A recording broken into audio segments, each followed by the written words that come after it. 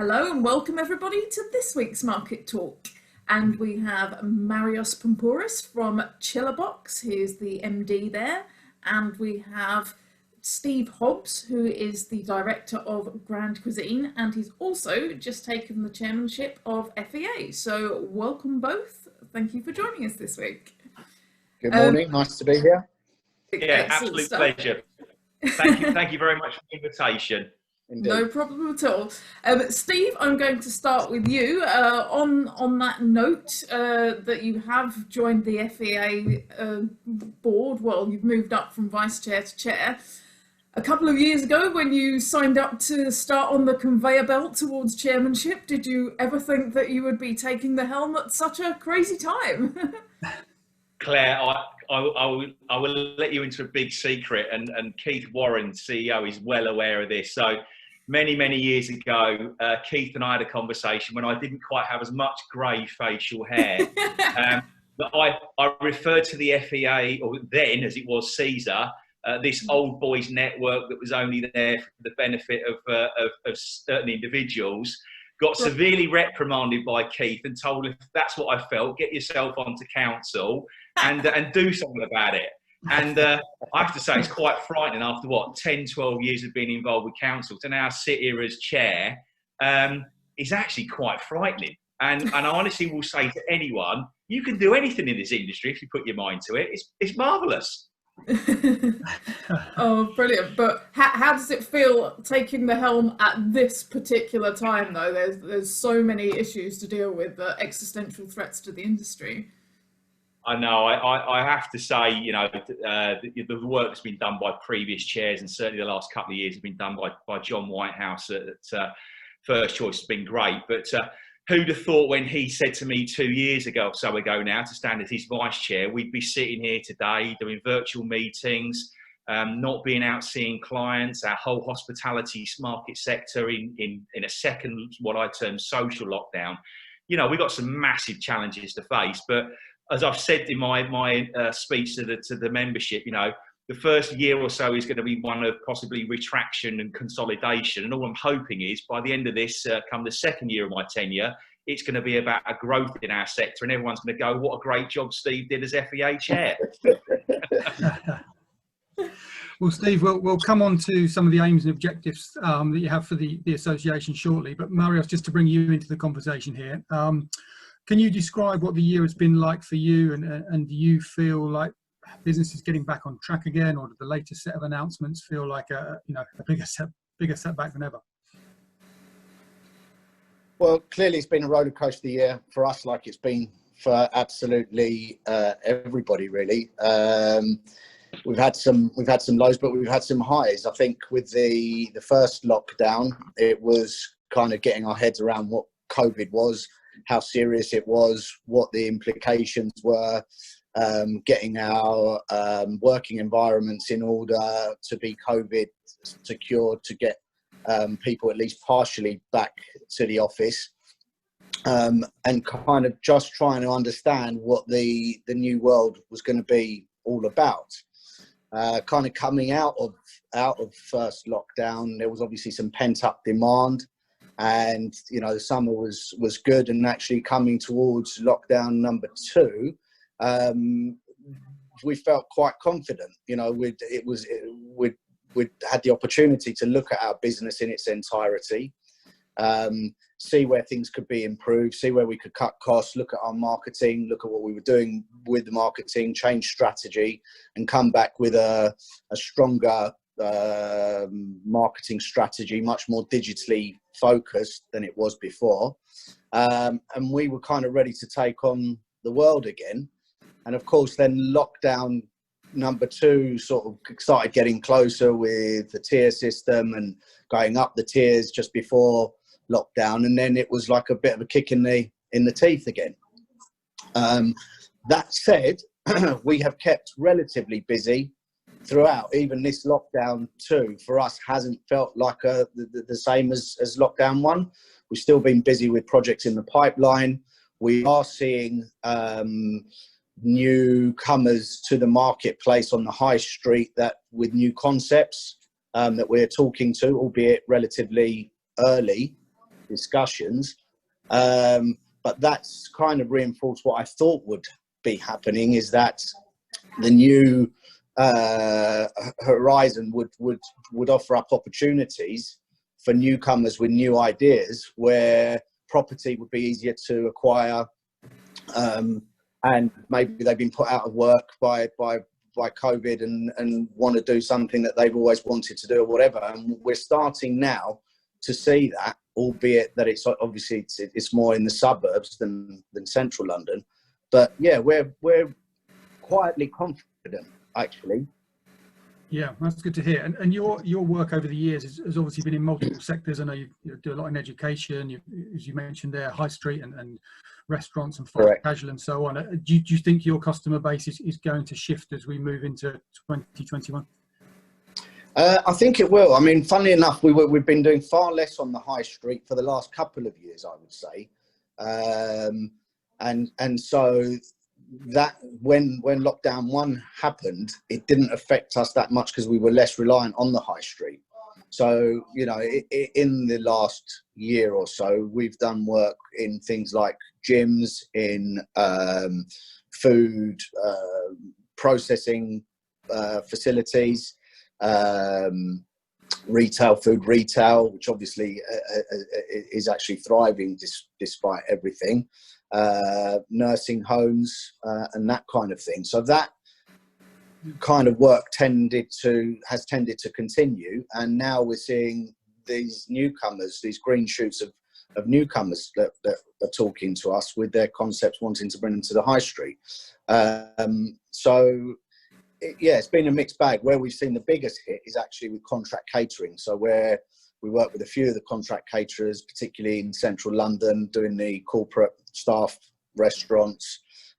Obviously, those guys haven't come back in any way, shape, or form as yet. And when you go into, particularly the city, less so in the West End, but you know, it's still dead. Yeah, and that's a shame. Yeah, it really is. But hopefully next year at some point it will come back. But you said that you'd kind of expanded your horizons outside the food service sector. But has this been a conscious decision, or has it been just the way the work has rolled in? And are you kind of looking to further change the mixture going forward? Yeah, a little bit of both. It's been organic over the course of time, anyway. But obviously, we're latching onto these trends that we're seeing, and of course, our marketing strategy will then focus to those areas where we can see that there's activity. So yeah, it's a little bit of both.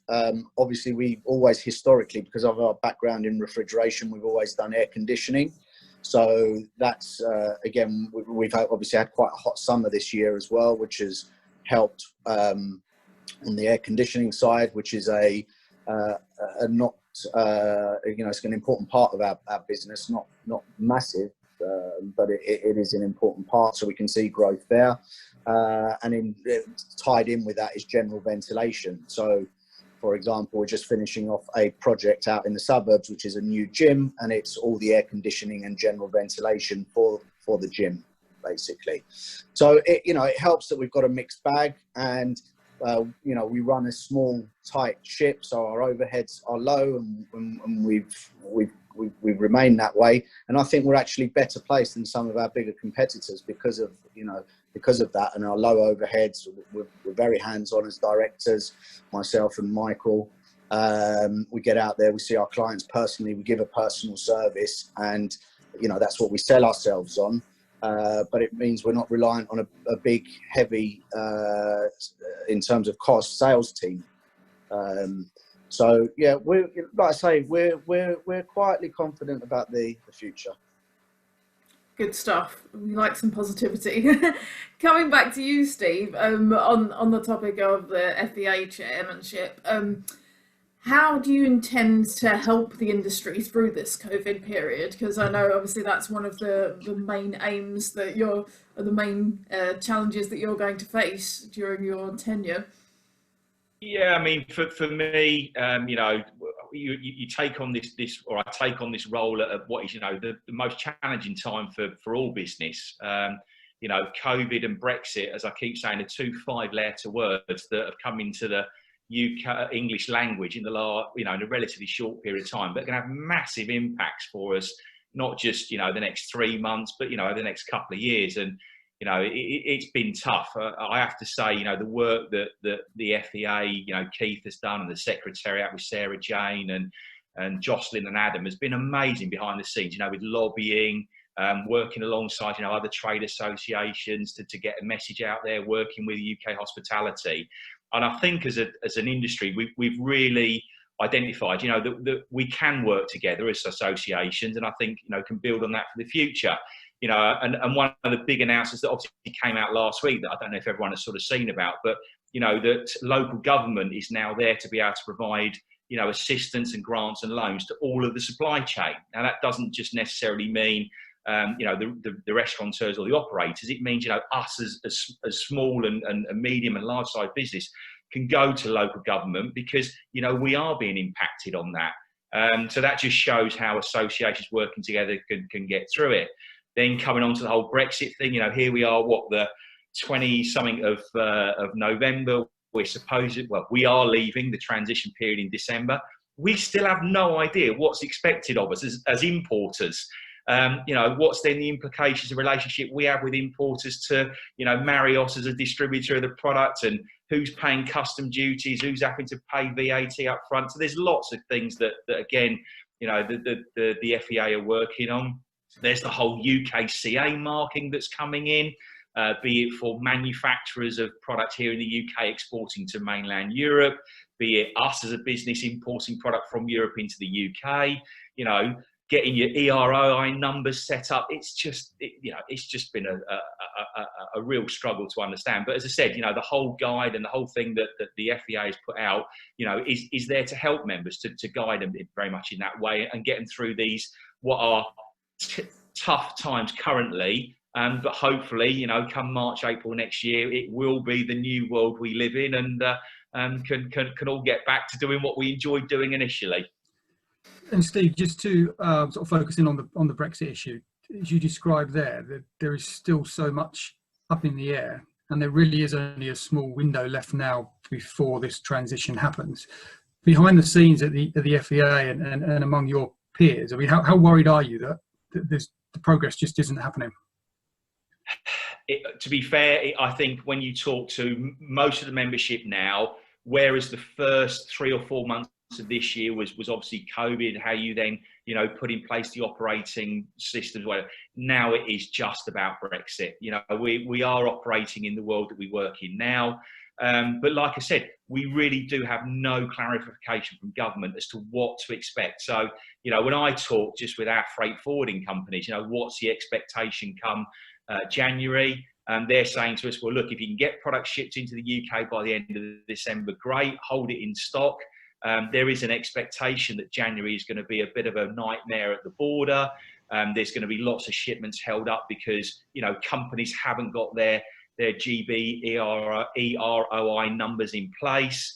It really is just an unknown. And again, as a company that's looking to, we don't ever want to pass on pricing, but what do we do about tariffs? Do we just, start sending invoices out in January and say, oh, by the way, guys, there's a 2.5% trade tariff on this?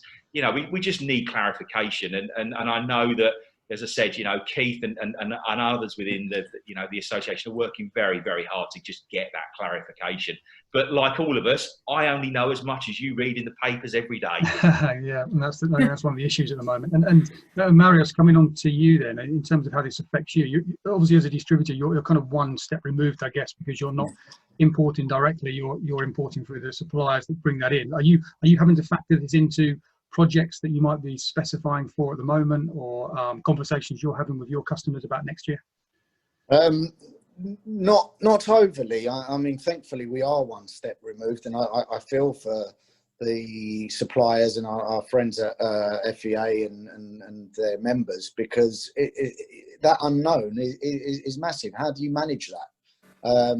for us, up until now, we're just cracking on as normal. We're quoting for jobs as normal, but we're going to start having to sort of caveat our quotes with that. If there are things that fall into 2021, that if there are price increases due to Brexit, we're going to have no choice but to at least try to pass those on to our customers that we've quoted. So it's a tricky one. It's a very tricky one, and it's a shame that it's taken so long to get properly addressed. But obviously that hasn't been helped by COVID. All the focus was on Brexit, and obviously we've had 6 months or so where it didn't receive the same level of attention because everything else that's been going on. It's been a real double whammy, and it was just as we were seeing sort of what they were referring to as the Boris bounce at the beginning of this year, back end of last year after the general election. Again, there was a sense of confidence that finally Brexit was going to get done. And then all of a sudden, that was torn to pieces by COVID. So, it's a tricky one. But I commend the FEA and CEDA and CEDA Bond for the work they do generally, but particularly during this whole Brexit and COVID period, they've really proved their worth. Indeed, sure. Indeed. So, Marius, how are you kind of working with your supply chain at the moment to mitigate any of the impacts that you felt and will feel going forwards? Do you think that you've had good support on that score? Generally, I would say yes. The supply chain have been understanding. Obviously, it's been very much a case that we've all been in the same boat. Certainly early on when, again, first lockdown, when almost everything came to an absolute standstill with things like payments and stuff, there was flexibility there, there was leniency there that's allowed the relationships to thrive, if anything. The one or two that didn't play the same game as the others. But that's not gone unnoted, and that will reflect on potentially those future relationships. So yeah, no. Overall, supply chain's been very good, I would say. Good stuff. Coming back to you then, Steve. Obviously, as a part of Grande Cuisine, the brands that you work with, they are imported from Europe, aren't they, from the continent? So, how have you been working with them to actually prepare for the Brexit transition then? Have they kind of got lots of contingency plans in place? Yeah, I mean, very much from it's really great to hear what Mary said firstly just about the whole supply chain, and I think it has had a real benefit with some businesses as regards working together in true partnership and not just being, manufacturer, supplier, distributor, reseller or whatever. And I have to say, what I have noticed about this industry is it's a great place to work in. It's about individuals. It's about picking the phone up to people when you've got times of trouble. And I've always said in our business, look, I understand we are going to get paid late at some point, but so long as we have the conversation with the person as to the whys and the wherefores, you can mitigate against that. You can work around it. It's when you don't hear, and that's when certain frustrations get built into it. As regards the way that we are currently working, so we've obviously looked at what we've currently got on the order book, what the expectation is for the first quarter of next year. Project work that we're working on, so obviously some of the product is on a relatively short lead time, other product is on a long lead time. So what we try to do on the projects that we know we've got coming in sort of January, February, is actually get them into the UK before December. Have conversations then with the client about, storing it. We'll pick up some of that storage cost. Client is happy to pick up some of that storage cost so they haven't got, goods potentially sitting in transit or goods that don't arrive and then suddenly have a tariff put on them. So we're trying to do as best we can, but of course in these unknown times, I mean, what we have seen actually since this second lockdown has come around is that clients have been on the phone to us saying, well, look, we would have closed in January to do the work. We're now actually going to do the work now. How quickly can we get the kit? Which brings up a whole then different raft of we've done our job to get the product sold and then can't get the stuff out of the factory. But, you know, that's just the way that business is currently. And I think you've just got to be very honest and open with the client and say, look, Mr. Client, I'm sorry, we're not going to get it. And if we lose the order because we can't deliver it, that's just life, unfortunately. But yeah, you know, we try to plan as best we can. We talk to our freight forwarders every day about what their expectations are, and yeah, certainly working with partner companies, you know, the likes of, and I'm not going to name whatever's, but you know, great distribution companies here in the UK that can store product for you and then call it off as and when you need it. But yeah, we're doing what we can with the information that we've currently got. Sure. And Steve, just to come on to your, you know, the new role at the FEA, I know in sort of your initial statement, you referenced a few areas that you're going to be focusing on over the next 2 years, and that includes sort of bringing through the next generation of talent into the industry, sustainability, the importance of kind of digital and online. Which area is most important to you, and where would you like your legacy to be when you finish your term? I mean, for me, you know, very much what I would want to see over the tenure of my 2 years is very much building on that 3I that underpins the FEA. You know, involvement, influence, information, be that, you know, social media, be that with membership or whatever. So it's about building on that. But it's also really recognising, you know, this net zero carbon economy that we've all got to be working towards for 2050. You know, we sit here today at the end of 2020, 30 years ahead and whatever, it's going to be here before we know it.